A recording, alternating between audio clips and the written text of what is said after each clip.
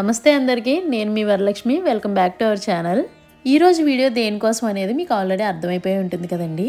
తిరుమల వెళ్ళి ఆ వెంకటేశ్వర స్వామిని దర్శించుకోవాలని ప్రతి ఒక్కరికి కూడా ఉంటుంది. ఆ స్వామివారి నుంచి పిలుపు ఎప్పుడొస్తుందా అని ప్రతి ఒక్క భక్తుడు కూడా వెయిట్ చేస్తూ ఉంటారు. మాకు కూడా ఈసారి స్వామివారి దర్శనానికి అయితే పిలుపు వచ్చింది. అందుకే మేము కూడా తిరుమల వచ్చేసాం స్వామివారి దర్శనానికి. అయితే ఈసారి రోడ్డు మార్గంలో కాకుండా నడక మార్గం ద్వారా వెళ్ళి స్వామివారిని దర్శించుకోవాలని నిర్ణయం తీసుకున్నాం.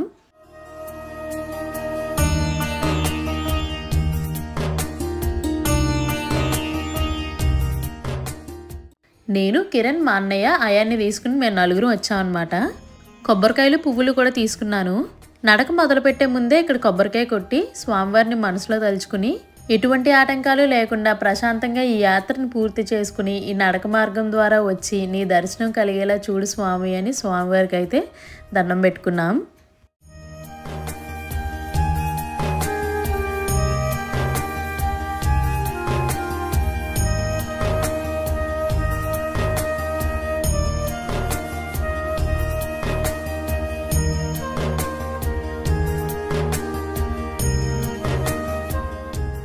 నడుచుకుంటూ ఆ కొండ ఎక్కి స్వామివారిని దర్శించుకోవాలి అని అనుకున్నప్పుడు రెండు మార్గాలు ఉంటాయి కదండి. అలిపిరి ఒకటి ఉంటుంది, అలాగే శ్రీవారి మెట్లు కూడా ఉంటాయి. చాలా మంది భక్తులు ఈ అలిపిరి మెట్ల ద్వారా స్వామివారిని చేరుకుంటారు. ఈ నడక మార్గం దూరం ఎక్కువ, అలాగే మెట్లు కూడా 3500 చిల్లర ఉంటాయి.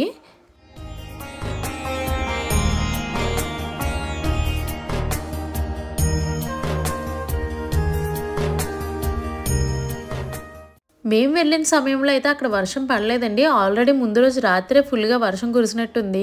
నడక మార్గం అంతా కూడా షెడ్స్ ఉంటాయి, ఎటువంటి ప్రాబ్లం ఉండదని చెప్పారు. సేఫ్ సైడ్ మేము కూడా ఒక గొడుగు అయితే క్యారీ చేసాం. 12 సంవత్సరాల లోపున్న చిన్నపిల్లలను అయితే మధ్యాహ్నం 12 నుంచి ఉదయం 5 గంటల వరకు కూడా ఈ మెట్ల మార్గం ద్వారా అలౌ చేయరంటండి. ఎందుకంటే ఈ అలిపిరి మెట్లు అనేవి అటవీ ప్రాంతం మధ్యలోంచి ఉంటాయి కాబట్టి చిన్నపిల్లలకు వన్యప్రాణుల నుంచి ఎటువంటి హాని కలగకుండా ఈ నిర్ణయం అయితే తీసుకున్నారనుకుంటున్నాను. ఇంకా అయాన్ని తీసుకుని మా నడక యాత్ర అయితే మొదలుపెట్టాం. మాతో పాటు అయాన్ని కూడా మొదటి 4 మెట్లు ఎక్కించాం.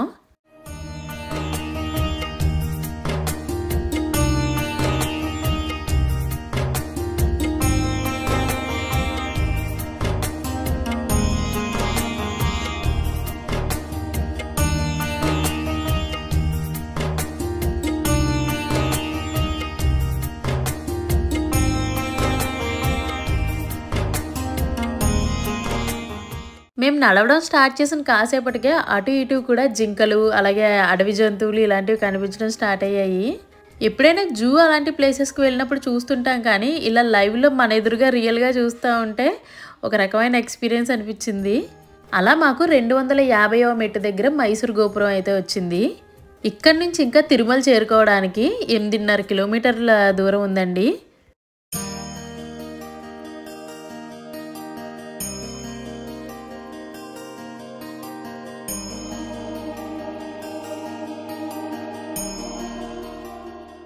స్వామివారి దర్శనం నడుచుకుని వెళ్ళి చేసుకుందామని అయితే అనుకున్నాను, కానీ అసలు ఎక్కగలనా లేదా అని ఒక డౌట్ అండి నాకు ముందు నుంచి కూడా.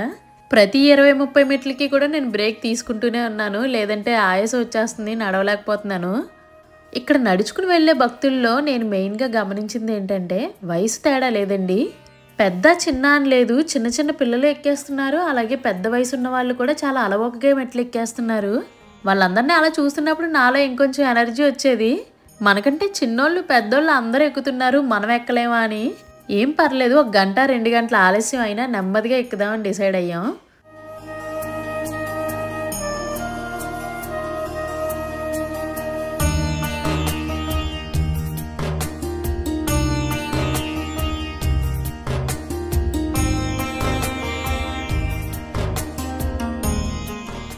బయలుదేరే ముందు మేము బాగా ఆలోచించిన ఇంకొక విషయం ఏంటంటే అయాన్ని తీసుకుని వెళ్తున్నాం, మెట్లు ఎక్కేటప్పుడు అయాన్ ఏమన్నా ఇబ్బంది పెడతాడేమో అని. కానీ అస్సలు ఒక్క చోట కూడా మమ్మల్ని ఇబ్బంది పెట్టలేదు. నేను మా అన్నయ్య మెట్లు ఎక్కడానికి అయితే చాలా కష్టపడుతున్నాం, కానీ ఇక్కడ కిరణ్ అయితే అయాన్ని ఎత్తుకుని మరీ మెట్లు ఎక్కుతున్నాడండి. అసలు మా కిరణ్ ఓపిక అయితే మెచ్చుకోవాలి. కిరణ్ లాగే ఇక్కడ చాలా మంది చిన్నపిల్లల్ని ఎత్తుకుని మెట్లు ఎక్కుతున్నారు.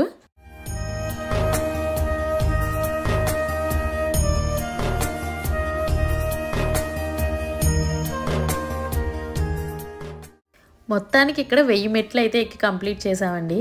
ప్రతి ఒక్కరు కూడా వారికి ఏమైనా సమస్యలు ఉంటే అవి కానీ తీరిపోతే స్వామివారిని వచ్చి దర్శనం చేసుకుంటామని మొక్కుకుంటారు. కొంతమంది నడుచుకుంటూ వచ్చి కొండెక్కి స్వామివారిని దర్శనం చేసుకుంటాం అనుకుంటే, కొంతమంది ఆ నడక మార్గంలో కూడా ప్రతి మెట్టుకు కూడా పసుపు కుంకుమ బొట్లు పెట్టుకుంటూ ఎక్కుతున్నారు. అలాగే ఇంకొంతమంది అయితే ప్రతి మెట్టుకి కూడా కర్పూరం వెలిగించుకుంటూ ఎక్కుతున్నారండి. అలా ఇక్కడ కొంతమంది భక్తులు వెలిగించిన కర్పూరాలు అయితే మీరు చూడొచ్చు ఎంత అందంగా కనిపిస్తున్నాయో కదా. అలా ఈ మెట్లు మామూలుగా ఎక్కడమే కొంచెం కష్టంగా అనిపించిందండి. అలాంటిది కొంతమంది స్వామివారిని ఇన్ని విధాలుగా కొలుచుకుంటూ ఆ కొండకు చేరుకోవాలి అన్న ఆశతో ఉన్నారు.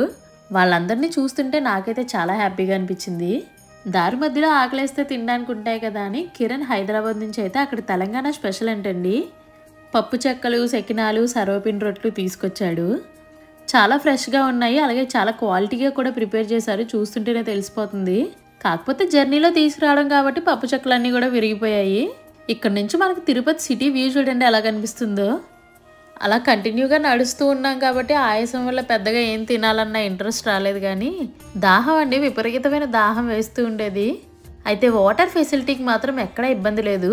ప్రతి చోట కూడా ఎక్కడికక్కడ డ్రింకింగ్ వాటర్కి సంబంధించిన ట్యాప్స్ అయితే ఉన్నాయి.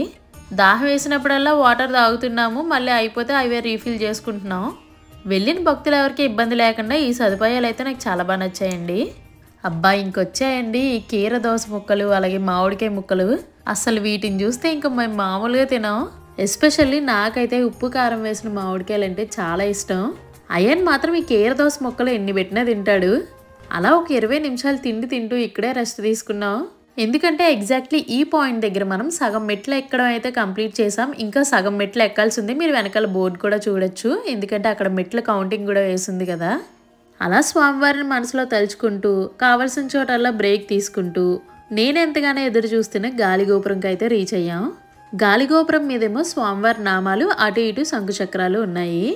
చూడ్డానికి ఆ గోపురం వ్యూ అయితే చాలా బాగుందండి.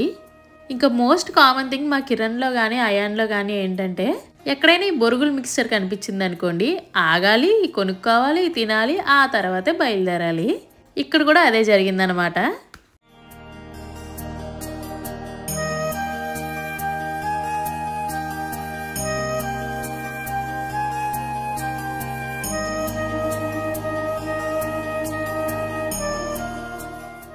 ఈ లొకేషన్కి రీచ్ అయిన తర్వాత ఇక్కడ ఫుడ్ కోర్ట్స్ అయితే చాలా ఉన్నాయండి. ఎవరైనా ఫుడ్ తినాలి అనుకున్న వాళ్ళు ఇక్కడ ఆగి ఫుడ్ తిని ఆ తర్వాత అయితే మిగిలిన యాత్ర కంటిన్యూ చేస్తున్నారు. మేమైతే బయలుదేరే ముందే కాస్త కొంచెం కొంచెం టిఫిన్ తినేసి స్నానాలు అవి చేసి ఫ్రెష్గా బయలుదేరాం. షాపింగ్ ఏరియా, ఫుడ్ కోర్ట్ ఇదంతా. మళ్ళీ ఇక్కడ నుంచి నడకదారి అయితే స్టార్ట్ అయింది. మళ్ళీ ఇంకో సగం దూరం నడాల్సి ఉంది మనం.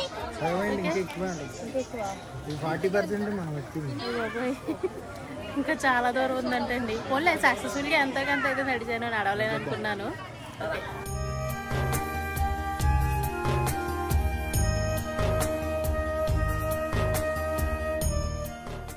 ఇప్పటి వరకు నడిచిన ప్లేస్ అంతా ఒక రకంగా ఉందండి. ఇప్పటి నుంచి నడుస్తున్న ప్లేస్ అంతా ఇంకొక రకంగా ఉంది. మొత్తం నడకదారంతా కూడా మండపంలా ఉండి అటు ఇటు స్తంభాలు ఉన్నాయి. ఆ స్తంభాలకేమో అటుపక్క ఇటుపక్క కూడా గోవిందనామాలు రాసున్నారు. మామూలుగా నడుస్తూ ఉంటే మనకు అలసట తెలుస్తుంది, కానీ అలా గోవిందనామాలు చదువుకుంటూ వెళ్తే మాత్రం కొంచెం అలసట అయితే తెలియలేదండి.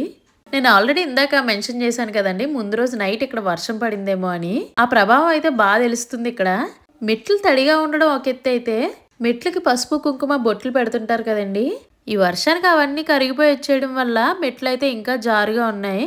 అందువల్ల ఏంటంటే నడిచేటప్పుడు పాదం కొంచెం జాగ్రత్తగా వేసి నడవాల్సి ఉంటుంది, లేదంటే జారిపోయే అవకాశం ఉంది. కాబట్టి అసలు నిజంగా ఇంత దగ్గర నుంచి ఈ లేడ్లు, జింకలు, ఇంకా ఈ వన్యప్రాణులు అన్నిటినీ చూస్తానని నేనైతే అనుకోలేదండి. చాలా అంటే చాలా కనిపించాయి. కాకపోతే మనం వాటిని ఏం డిస్టర్బ్ చేయకుండా చూసామా వెళ్ళిపోయామా అన్నట్టు మాత్రమే ఉండాలి. అలా కాకుండా కొంతమంది ఏంటంటే వాటికి ఫుడ్ పెట్టేస్తున్నారు, వాళ్ళతో పాటు తెచ్చుకున్నవి.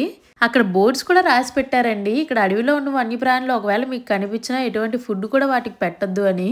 ఎందుకంటే వచ్చిన భక్తులు వాటికి అలా ఫుడ్ పెట్టి అలవాటు చేస్తూ ఉన్నారనుకోండి, అవి ఇంకా ఈ ఫుడ్కి అలవాటు పడిపోయి ఇక్కడ ఈ నడకదారిని వెళ్ళే భక్తుల దగ్గరికి వచ్చేస్తూ ఉంటాయి అన్నమాట.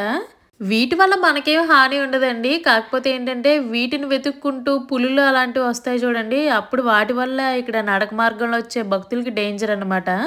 అందుకే వాటికి ఫుడ్ పెట్టద్దని పర్టికులర్గా మెన్షన్ చేస్తున్నారు. అయినా మన వాళ్ళు వింటారా? ఎవరి దారి వాళ్ళది, పెట్టాలనుకున్న అన్నీ వాటికి పెట్టేస్తున్నారు. మరి అలాంటిది అటు ఇటు మెస్సులు కట్టేయచ్చు కదా, లేదంటే గోడలు కట్టేయచ్చు కదా డేంజర్ అనుకున్నప్పుడు అని ఈ విధంగా వాదించే వాళ్ళు కూడా ఉన్నారండి. ఇక్కడ ప్రకృతికి ఎటువంటి డిస్టర్బెన్స్ లేకుండా ప్రశాంతంగా మన పని మనం చేసుకుంటూ పోవడానికి మాత్రమే ఈ మెటల్ దారి అనేది ఉందండి. మనం ఇక్కడ ఎన్విరాన్మెంటల్ చైన్ని కూడా బ్రేక్ చేయకూడదు. ఎప్పుడైనా తిరుమల వచ్చి దర్శనాలన్నీ అయిపోయిన తర్వాత కొండ దిగిపోయేటప్పుడు ప్రతిసారి అనుకునేదాన్నండి, ఇక్కడ అభయాంజనేయ స్వామి వారి విగ్రహం ఉంటుంది కదా, అది ఎప్పుడైనా దర్శనం చేసుకోవాలి అని. ఈసారి ఇలా నడక మార్గంలో వెళ్తుండడం వల్ల దర్శనం చేసుకునే అవకాశం వచ్చింది.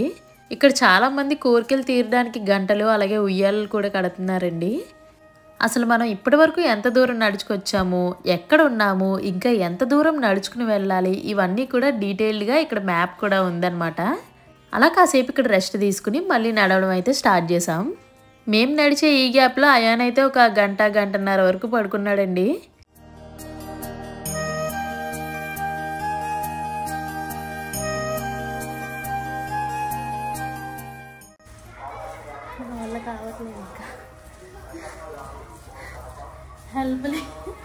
हेल्प लेंदे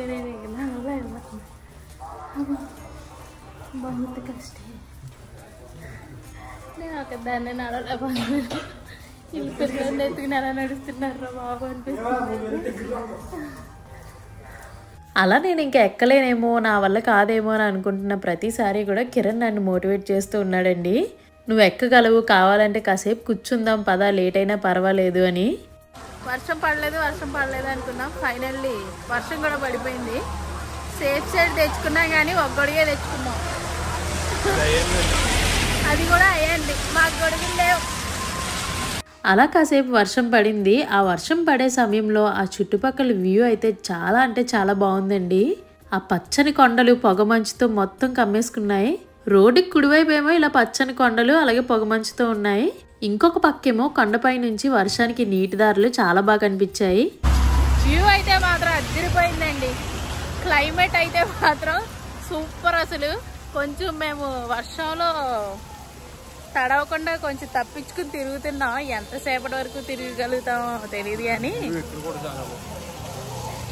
వచ్చేసాం ఫైనల్లీ. వచ్చేసావా? ఇంకా రా. నేను వచ్చేసా అంటున్నారు, రాలేదు అంటున్నారు. ఏంటో ఎప్పటికి వెళ్తామో ఏంటో. ఇది చూడు ఎన్వైరన్మెంట్ అంత బాగుందో. క్లైమేట్ అయితే సూపర్ అంటే సూపర్ ఉంది క్లైమేట్. చాలాసేపటి నుంచి అసలు రెస్ట్ తీసుకోకుండా నడుస్తూనే ఉన్నామండి. కాబట్టి మళ్ళీ ఇక్కడ కాసేపు ఆగి రెస్ట్ తీసుకుని నడవడం మళ్ళీ స్టార్ట్ చేసాం. అయాన్ కూడా నిద్ర లేచాడు. ఆ చల్లటి క్లైమేట్కి మాకు ఆల్రెడీ అనిపించిందండి వర్షం పడేలా ఉంది అని. ఇలా అనుకున్నామో లేదో ఇంకా బోర్న వర్షం కురవడం అయితే స్టార్ట్ అయిందనమాట. మాకులానే ఇక్కడ చాలామంది కూడా సేఫ్ సైడ్ గొడుగులు అయితే తెచ్చుకున్నారు. తడవకుండా పైన షెడ్ అయితే ఉందండి. కాకపోతే పెద్ద వర్షం కాబట్టి అటు నుంచి ఇటు నుంచి జల్లు కొట్టేస్తుంది ఆ చల్లగాలికి. ఆ వర్షం పడ్డ తర్వాత మీకు ఒక వ్యూ చూపిస్తా చూడండి, ఎంత బాగుందో కదా చూడడానికి. ఆ కొండలకు అటు పక్కేమో ఎండలా కనిపిస్తుంది, ఇటువైపు అంతా కూడా మబ్బులు కమ్ముకుని ఉన్నాయి. మీరు ఎప్పుడైనా అలిపిరి మెట్ల మార్గం ద్వారా తిరుమల వెళ్ళినా, లేదంటే మీరు కొండ దిగేటప్పుడు కానీ ఇలా కుడి పక్కన మనకి అక్కగారుల గుడి అని ఉంటుందండి. 7 అక్క చెల్లెళ్ళంట వాళ్ళు, ఆ గుడి కూడా కనిపించింది. అలా రోడ్డు మార్గంలో నడుస్తూ కుడి పక్క నుంచి ఎడం పక్కకు అయితే రోడ్ క్రాస్ చేసాం. 2910 మెట్టు.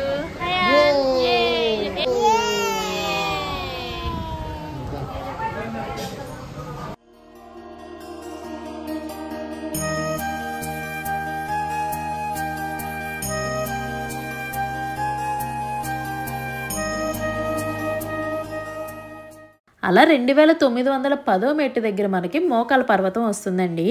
ఇక్కడ మోకాల పర్వతం దగ్గర పసుపు కుంకుమతో పూజ చేసుకుని హారతి వెలిగించి మేము కూడా కొన్ని మెట్లు అయితే మోకాళ్ళ మీద ఎక్కామండి.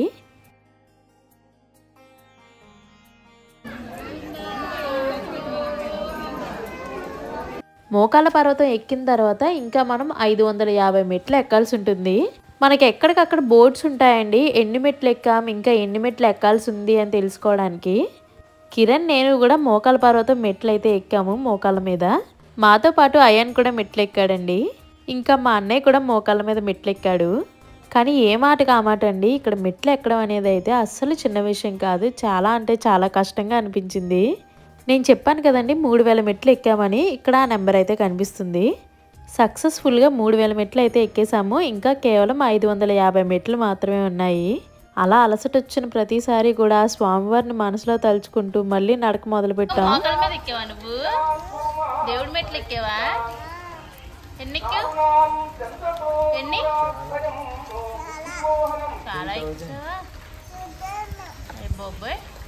అలా మేము ఎక్కుతూ ఉండగా మధ్య మధ్యలో వర్షం వస్తూ పోతూ ఉందండి. మీరు ఎప్పుడైనా తిరుమల వెళ్ళుంటే మీరు ఎన్ని గంటల్లో తిరుమల మెట్లు ఎక్కారో నాకు కమెంట్ సెక్షన్లో చెప్పండి. కొంతమంది 3 గంటలు అంటారు, కొంతమంది 4 గంటల్లో ఎక్కామని చెప్తూ ఉంటారు. ఇక్కడ మేము 3500 మెట్లు అయితే ఎక్కాము. ఇంకా 50 మెట్లు ఎక్కాల్సి ఉంది. మన మనసులో సంకల్పం ఉండాలి, అలాగే స్వామివారి అనుగ్రహం కూడా ఉండాలండి. ఈ రెండూ ఉంటే కొంచెం కష్టమైనా కూడా మనం అనుకున్న పని తప్పకుండా చేసుకోగలుగుతాం. అసలు స్టార్ట్ చేయకముందే అయితే నేను ఎక్కగలనా లేదా అన్న అనుమానం నాలో ఉంది. మధ్యలోకి వచ్చాక ఇంకెక్కలేనేమో అని అనుమానం కూడా కలిగింది. అలాంటిది మొత్తంగా 3550 మెట్లు ఎక్కి ఆ తిరుమల కొండ అయితే చేరుకున్నామండి. చాలా అంటే చాలా ఆనందంగా అనిపించిందండి. ఎందుకంటే జీవితంలో మొదటిసారి ఎక్కాను. తిరుమల కొండ మీద క్లైమేట్ చూడండి, పొగమంచు అంతా కమ్ముకొని చాలా అందంగా అనిపించింది. ఫైనల్లీ సక్సెస్ఫుల్గా 3550 మెట్లు కూడా కంప్లీట్ చేస్తాము. అలిపిరి మెట్ల ద్వారా ఈరోజు అయితే మేము తిరుమల వచ్చాం. మా ఇద్దరికి ఇది మొదటిసారి. కిరణ్ అయితే second time, Kiran third time. Kiran అయితే థర్డ్ టైం. బుడ్డాడు కూడా. నువ్వు ఎన్నిసార్లు ఎక్కావు? ఫస్ట్ టైమా? వీడియో నచ్చితే మాత్రం లైక్ చేసి సబ్స్క్రైబ్ చేయడం అస్సలు మర్చిపోకండి. మళ్ళీ నెక్స్ట్ వీడియోలో కలుద్దాం. అంతవరకు